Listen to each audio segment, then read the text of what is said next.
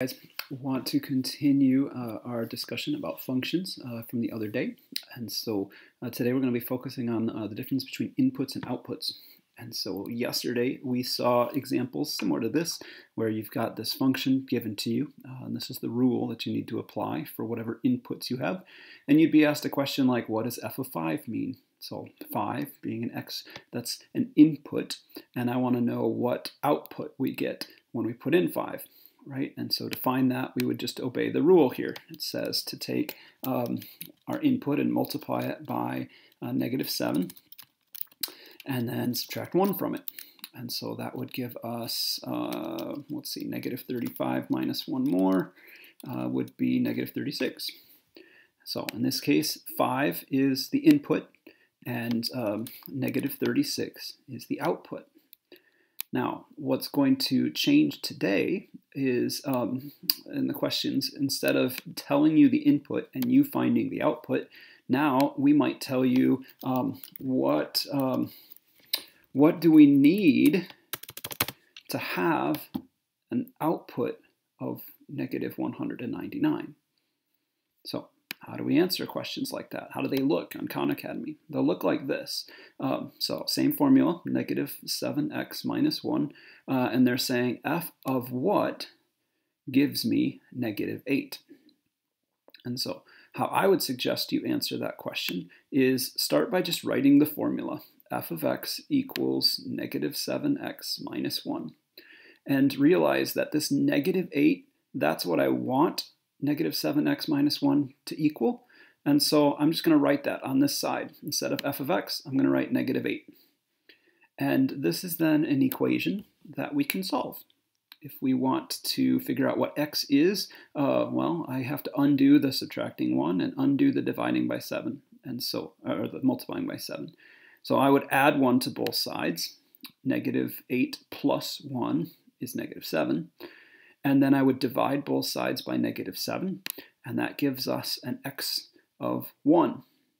And so if we wanted to, we could put a 1 into our answer here. If we want to write this kind of the way functions ought to be written, we would write it like this. F of 1 is -8. That means the input of 1 gives us an output of -8. Here is a second example. So g of t is a new formula here, and we want to know what input gives us an output of 23. I suppose you could just guess random t's until, put them in and see if you get a 23 out, but that's going to take forever. It'd be much better to do that process we did last time. Take our formula and just write it a moment.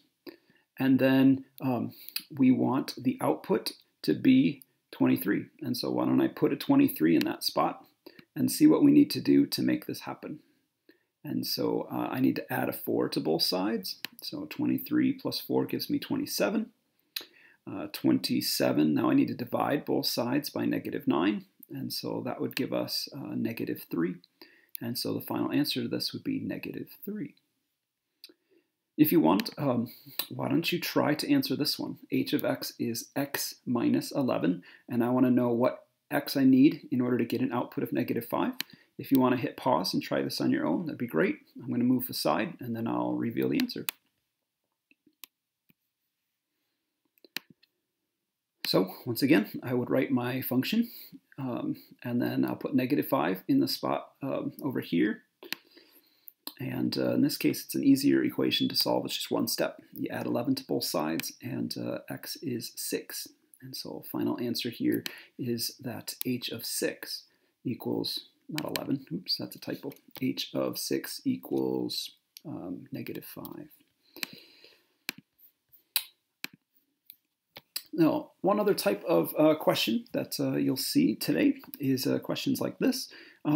So here they give you a graph and they're asking, again, kind of an input or output. Remember when we looked at graphs yesterday that inputs are x coordinates, because usually the x is the letter that's here, and outputs are y coordinates or heights. And so this is saying what input value do you need in order to get an output of 3.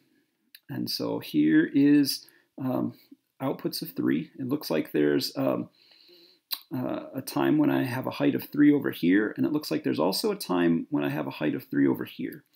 And this x-coordinate is -7, and that's the one they said they didn't want. They want to know what's the other x-coordinate where I have a height of 3.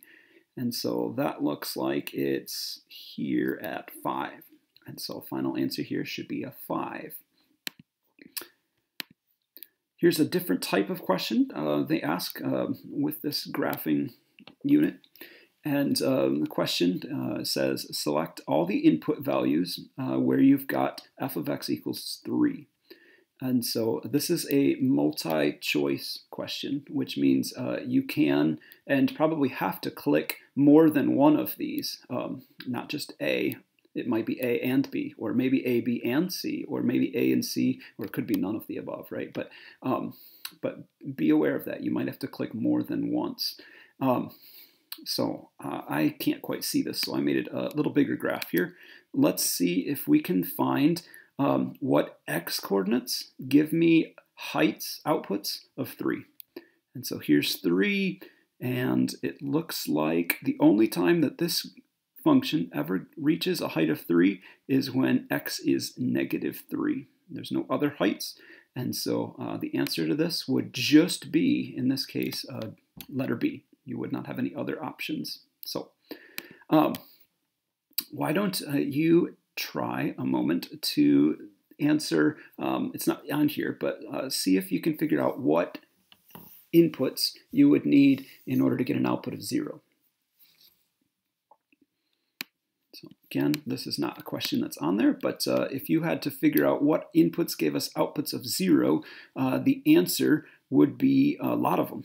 -7 gives you a 0, -1 gives you a 0, 0 gives you a 0, 4, 6, and 8 all give us zeros. And so I don't know if Khan would ask a question that's got 6 or 7 different answers like that, but it does. In fact, -1/2 and -1/4 are also x-coordinates where we would get 0 in this little region here. So anyway, I hope that helps. Let me know if you have any questions.